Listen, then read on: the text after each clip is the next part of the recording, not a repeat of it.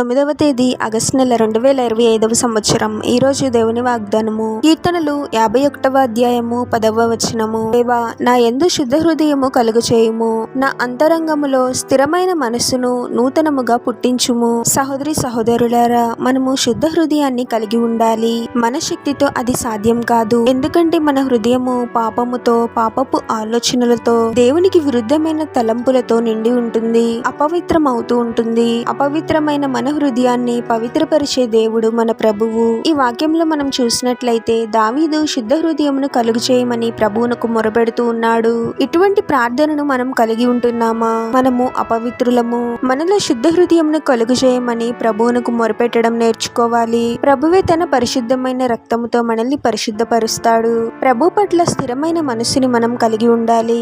మన జీవితంలో ఏదైనా మేలు జరిగినప్పుడు ప్రభువుని స్తుతిస్తూ ఆత్మీయముగా బలపడుతూ ఉంటాము. ఏదైనా మనం అనుకోని విధంగా జరిగితే ఆత్మీయముగా బలహీనమవుతూ ఉంటాము. ప్రభు పట్ల మనకున్న ప్రేమ పెరుగుతూ తగ్గుతూ ఉంటుంది.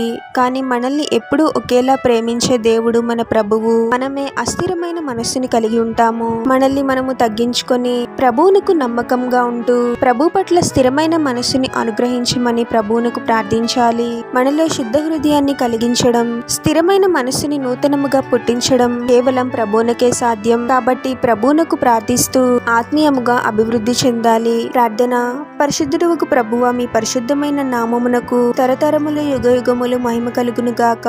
మరొక నూతన దినంలోనికి మమ్మల్ని క్షేమంగా ప్రవేశింపచేసిన దేవా, మీకే స్తోత్రం తండ్రి. మమ్మల్ని మీరే పవిత్రపరచండి ప్రభువా.